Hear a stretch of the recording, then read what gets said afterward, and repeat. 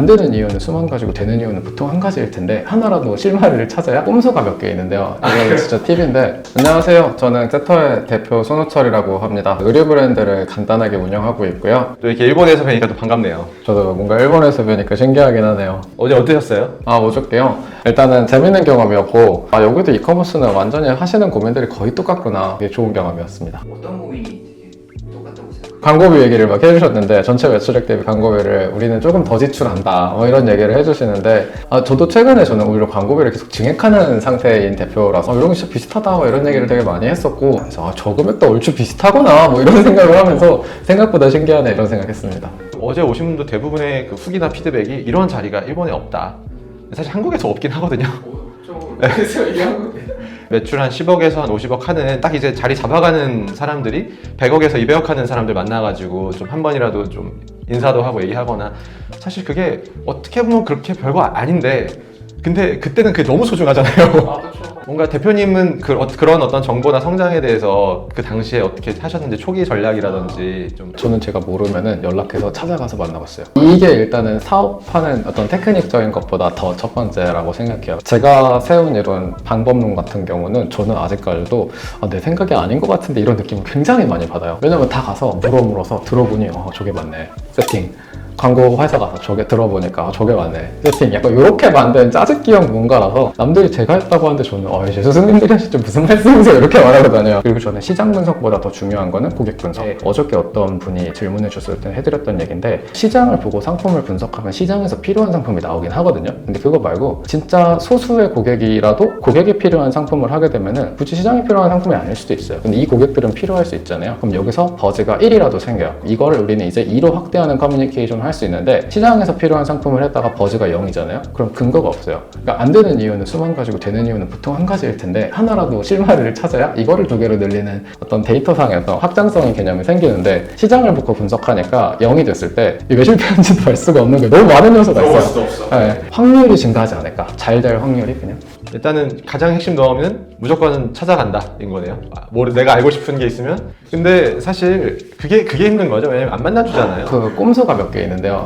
이게 진짜 팁인데 예를 들어 막 선물을 보내잖아요. 마음은 물질로 전달해야 된다는 표현이 있는데 마음은 절대 마음으로 전달하는 게 아니라 마음은 물질로 전달하셔야 됩니다. 그리고 첫 번째고 두 번째는 선물을 택배로 보내면 안 받잖아요. 퀵으로 씁니다. 어차피 거기 대표님이면 인비테이션 받아주는 사람이 있을 텐데 내가 택배로 쌌냐 퀵으로 쌌냐에 대한 임팩트가 다르잖아요. 성의가. 그리고 퀵 아저씨들은 물건을 갖고 되돌아오지 않으시기 때문에 엄청난 방법인데요? 어떻게 그런 생각을 했어요? 이거 저 취직할 때 했던 생각인데 디자이너들은 포트폴리오 보내잖아요. 죽어도 안 봐줄 것 같은 거예요. 여기 있는 디렉터님이. 저는 진짜 탑 브랜드에 가고 싶었거든요. 그래서 퀵으로 쌌습니다. 내 포트폴리오를 탁스에 포장하고 멋있게 열어볼 수 있게 만든 다음에 남들은 택배로 보낼 때 난 퀵으로 쓴다. 네, 그래서 그때도 좋은 회사에 바로 같이 있었죠. 한 방에. 감이 원래 있으셨네요. 어제 저한테 좀 호철님한테 여쭤보고 싶었다고 나중에 얘기하신 분들이 몇 번 계셨었는데 그 내용이었어요. 고객과의 접점, 세션을 늘린다. 그 늘리는 방법이 무엇이냐? 메일을 보내는 거, 인스타의 피드를 늘리는 거 이런 거 이외에 뻔하지 않는 뭔가 접점을 늘리는 방법이 있는지 궁금합니다. 본질적인 얘기를 먼저 하고 이제 방법론으로 들어가야 되는데 무조건 내용을 전달하는 게 아니라 감정을 전달하는 겁니다. 우리가 내용을 전달하는 거는 택배가 언제 도착합니다. 근데 감정을 전달하는 거는 고객님이 발송하신 택배가 제가 잘 준비해서 예쁘게 보내드릴게요. 요건 감정 전달. 모든 메시지에 감정이 빠지게 되면은 소비자는 아마 그냥 광고로 느낄 거예요. 맞네. 내가 오기로 한 거 확인됐다. 근데 확인이 중요한 게 아니라 저희한테 있는 기회는 그걸 한 번 보낼 수 있는 기회밖에 없잖아요. 초창기에는. 그러니까 이거를 감정 전달의 도구로 계속 써야 되는 거죠. 그래서 그 다음 방법론을 이제 놓고 보면은 SNS 즉 인스타그램의 특징은 그냥 실시간 감정 전달 가능인 것뿐 그러니까 제일 라이트한 방법이고 공수가 제일 적게, 리소스가 제일 적게 되는 사진 찍어서 올리면 끝. 이 정도로 감정 전달을 할 수 있는 메시지가 있는 거고 두 번째 장점은 실시간이기 때문에 완전 실시간으로 스토리텔링이 가능한 거죠. 저 사람 뭐하고 있네. 그리고 이게 스토리가 다음번이 안 궁금하면 절대 안 보잖아요. 지속적으로 다음번이 궁금한 형태를 계속 만들어 줄 수 있는 거겠죠. 이게 첫 번째고 블로그는 일종의 진정성이 담길 수밖에 없는 게 이전 영상에서 했던 것처럼 텍스트 기반이기 때문에 내가 텍스트로 감정 전달을 잘한다. 텍스트가 많은 형태를 선택하시는 게 유리하죠. 블로그, 이메일 서비스, 내가 나가는 푸시 메시지, 알람, 기타 등등. 그리고 비디오도 똑같습니다. 내가 비디오에서 되게 편안하게 말을 하거나 어떤 일타 강사들처럼 정리를 진짜 재밌게 하거나 이러면 거기서도 감정 전달할 수 있기 때문에 저희는 소비자 만들기 전에 팬부터 만들고 들어가자 뭐 이런 얘기를 했잖아요. 맞아요. 제 스승님이 저한테 해주셨던 얘기인데 365일 동안 365명의 다른 사람을 만나보래요. 그래서 물건을 팔아보라는 거예요. 365명한테. 그래서 그게 무슨 소린가 처음에 몰랐다가 일단 한번 해봤거든요. 일단 인스타에서 아무나 만납니다. 만나겠다고 점심은 내가 사겠다. 이런 식으로 해서. 그래서 그 사람들이 해달라는 거 질문들 막 답변을 해주다 보면은 저 사람이 저한테 꽤 깊은 호감을 갖게 되잖아요. 뭐 인생 상담도 해줄 수 있고 내가 아는 지식을 줄 수도 있고 이 상태에서 물건을 한 번 구매하게 되면은 바로 팬덤으로 들어옵니다. 커뮤니케이션의 총 감정의 깊이와 양을 늘리는 게 핵심이지 이거를 막 물건을 갔습니다. 우리 물건 좋아요. 이거는 내 하고 싶은 말 하는 거. 고객이 듣고 싶은 말을 계속 해주는 게 훨씬 더 핵심입니다. 그래서 아마 제가 사업일기 같은 걸 인스타에 쓰는데 되게 신기한 게 저희 친구들은 제 사업이 잘 되는 걸 그렇게 좋아합니다. 아까 365일 고객 만나서 한 명한테만 판매하는 게 아니라 그걸 좀 스케일하게 만드는 방법? 만약에 우리가 고등어 가게라고 치면은 고등어 사러 오시면은 썰어도 드리고 덤도 뭐 얹어 드리고 이러면서 한 명씩 장사를 하는 단계가 있을 거잖아요. 그게 아마 365명을 만났던 단계니까 이때는 마이크로 매니징을 할 수 있는 거죠. 이 고객은 배송을 좀 뭐 예를 들어 화장품 할 때 많이 하는 배송인데 좀 배송을 라이트하게 드리는 걸 좋아하시네. 이 고객은 그래도 정성스럽게 드리는 걸 좋아하시네. 이거를 365명 때 마이크로로 보면서 계속 경험하는 거죠, 사실. 그러면 여기서 느낌이라고 표현할 수도 있고 데이터라고 표현할 수도 있지만 전체적으로 우리 집단은 이런 걸 좀 좋아하네라는 결이 100% 생깁니다. 왜냐면 이게 10명 만난 게 아니라 365명 정도의 고객 데이터가 있는 거고 갑자기 우리는 시끄러운 매장을 해야겠다가 아니라 저희 고객님들이 파워스토어만한 매장에서 안 나가시는 거예요. 체류 시간이 보통 의류 매장은 뭐 길어야 30분 정도잖아요. 1시간도 계세요. 그래서 막 대화하는 거 좋아하고 옷에 대해 얘기하는 거 좋아하고 이런 게 분명히 있는 고객들이더라고요. 저희의 메인 타겟 고객들이. 그래서 그러면 우리가 만들어야 되는 매장은 확실히 그런 친절하거나 커뮤니티 베이스가 느낌이 느껴지거나 조금 더 라이트하고 밝은 톤을 사용해야 되거나 이것들이 명확한 데이터로 규정이 되기는 되거든요. 그래서 저는 첫 번째 한 명 한 명 만나는 과정들을 되게 깊게 해보셔야 이 사업주 혹은 내가 이 브랜드의 빌더 파운더가 그 경험을 명확하게 이해할 수 있고 이게 절대 온라인에서 말하는 댓글 후기들로 다 정리되지는 않는 것들이 너무 많잖아요. 그것들을 충분히 경험하시고 이제 사업화에 들어갔을 때는 그때의 경험을 기반으로 판단하시는 게 조금 더 안정적이다 이렇게 말씀드리고 싶은 거고 제일 많이 범하시는 실수 이런 것들이 시장을 보고 판단하는 거라고 저는 진짜 확신해요. 현재 시장에 이게 없으니 이건 될 거야. 이건 사실 나의 고객이 선택을 해줘야 되는 문제인데 고객이 원하니까 저걸 하는 게 더 바른 커뮤니케이션이지 내 고객은 저걸 원할 거라고 추론하는 커뮤니케이션이거든요. 그래서 요거를 좀 막보자. 일단은 제가 초기에 저한테 많은 질문 주시는 사업주분들한테 무조건 만나봐라. 고객님 불러서 식사 사드린다고 커피 사드리고 드릴 수 있는 거 다 드려봐라. 돈 빼고 이러는 감정 들이고 노력하고 하다 보면은 그 고객들이 분명히 원하는 것들을 알게 되거든요. 근데 보통 이런 경험을 만나보라고 하시더라도 진짜 잘 안 만나십니다. 나도 맨날 그 얘기를 하는데 안 만나 생각보다. 어려운 거죠. 망하는 것보다 낫지 않다. 확실하죠. 제가 마음에 보면서 나도 망해본 다음에 그렇게 집착하긴 했어.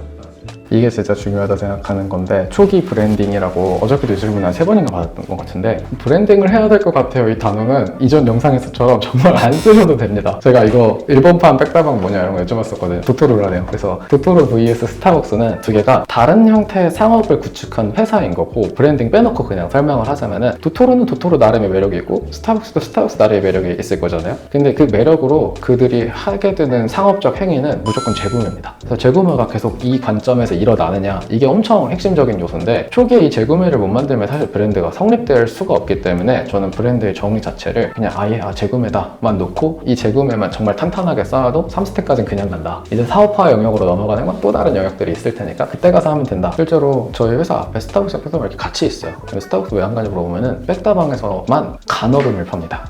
간얼음 아이스 아메리카노라고 있거든요. 근데 그게 저렴해서 먹는 게 절대 아니야. 보면은 옆에 막 맘모스 커피, 메가 커피 이런 건 다 가격이 똑같잖아요. 근데 백다방만 가는 이유는 딱 간얼음 때문에 항상 간얼음만 드세요. 그녀는 그 맛이 좋은 거죠.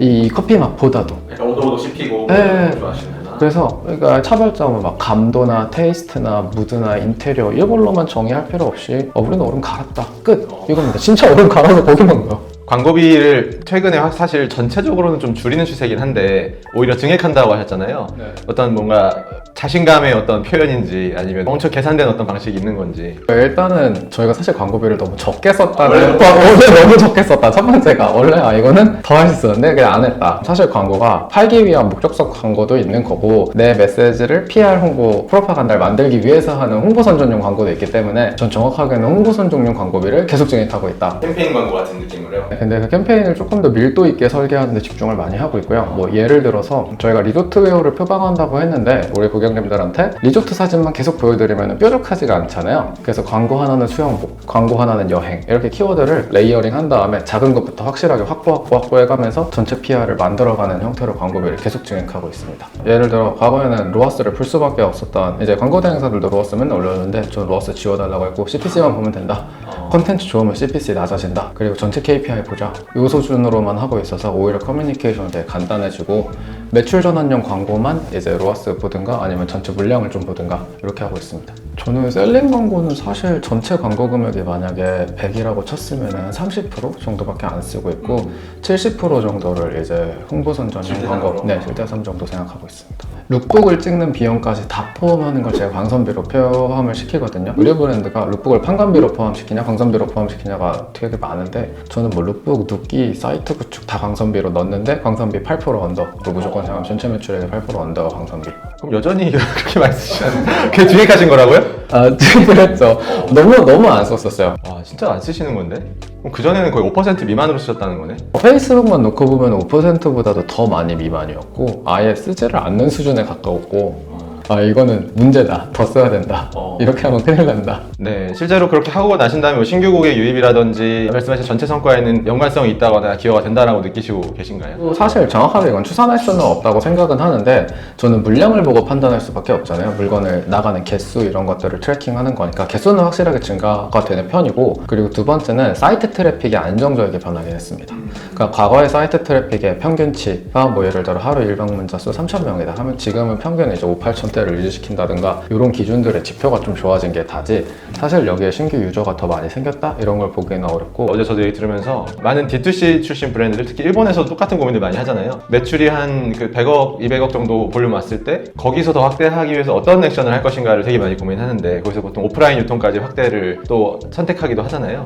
아 제가 조씨님한테 막 이런 경영 어떻게 해야 될지 이런 고민이 있었잖아요. 오프라인을 제가 확장하면서 한 깨달음이 아 오프라인은 다 독립적인 가게인데 온라인은 유통사를 확장해도 똑같은 매출이더라고요. 단지 프로모션을 어디에 주냐 마냐에 따라서 여기 거 뺏어서 여기 주기 여기 거 뺏어서 여기 주기를 반복하게 되더라고요. 그래서 그때 좀 깨달았던 게 아 이게 온라인 스토어 그냥 다 하나였구나. 사실 네이버나 검색시장이라고 하는 어떤 이런 걸 통해서 들어오는 퍼널이 맨 앞에 똑같은 게 하나가 있고 결제처가 다른 거였다라고 생각을 해서 전체 파일을 계속 키운다. 약간 이런 생각으로 오프라인들의 매장 개수를 확보하기 시작했고 저는 한국 오프라인에서도 랜드마크 지점만 확보하면 된다 싶어서 더현대 서울점, 롯데 월드타워점 이런 데만 추가 운영 좀 하고 이 두 개가 뚫리면은 그 다음 비즈니스는 또 쉬워지더라고요. 저기 랜드마크에 매장 있는 브랜드야 이게 백날 나의 모든 자료를 보내는 것보다 훨씬 더 명확한 커뮤니케이션이더라고요. 그런 개념인가요? 아까 광고도 브랜드에 뭐 70하고 30을 이제 좀 매출 전환 이런 쪽으로 밸런스 있게 한다면 어떻게 매장도 그런 개념으로도 이해해 볼 수 있겠네요. 인풋 처음에 드릴 때 한 7할 정도를 경험 중심으로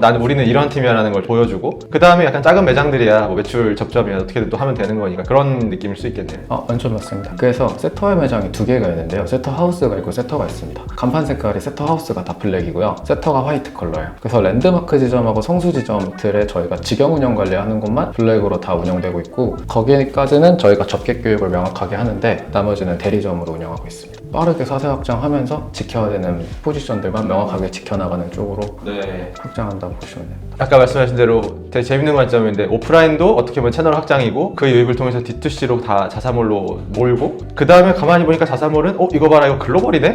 이거 글로벌 원매장이네? 결국에 진짜 자사몰의 매출은 막 우리가 유통사랑 나눠먹게 하는 개념이 아니라 요즘 시대엔 그냥 해외에 나의 고객을 창출하면 끝나는구나 라고 생각했습니다. 일본 시장 매출 특징인데요. 한 번 올라가면 안 내려옵니다. 이게 중국에서 터질 기미가 분명히 보였을 때 내부에 팀이 50명이면 말도 안 되는 일이 벌어지거든요. 그래서 그때 밀대의 흐름을 제대로 밀어주려면 급하게 중국을 여는 것보다는 일본을 천천히 메이드 해가면서 매출 볼륨 계속 키워주고 그로 인해 내부 인프라 확장 충분하게 하고 회사의 업력도 쌓아놓고 하입이 오는 그 순간에 확실하게 밀어서 정말 끝까지 보내는 형태의 커뮤니케이션을 해야 이게 좀 초대형이 되지 않을까. 고생하셨습니다.